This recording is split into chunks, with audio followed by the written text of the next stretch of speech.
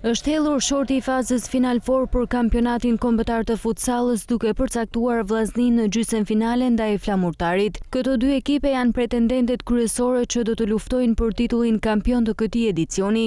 Dueli mes këtyre dy ekipeve do të jetë ndeshje teke dhe në fushë asnjëse. Drejtori teknik I Vllaznia Futsal Arben Xhaferi foli rreth pritshmërive për këtë ndeshje. Për sa I përket ndeshjes me Vlorën që do të luhet gjysmëfinalja, mundem të thonë që do të jetë një ndeshje shumë më e vështirë se sa ata që kena bë, pavarësisht se ne kena mujt 2 Vlorën këtë kampionat, por është një ekip serioz, ekip I përgatitur, ekip që lufton, ekip që çdo vit është aty dhe pretendon gjithmonë për me fituar kampionatin. Dhe të tre rezultate mund të jenë të mundshme.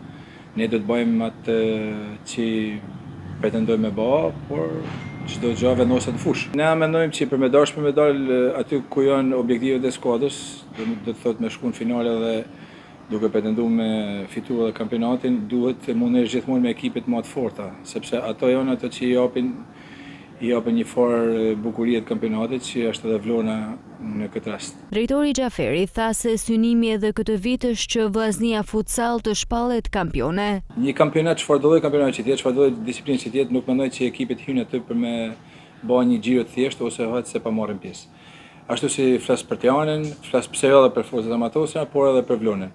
Kështu që objektivat tona janë gjithmonë për me performu dhe me kenë në majën elitave të futbollit shqiptar, qoftë edhe në futsal, qoftë në për sportet tjera, por siç e thash, ky sport është.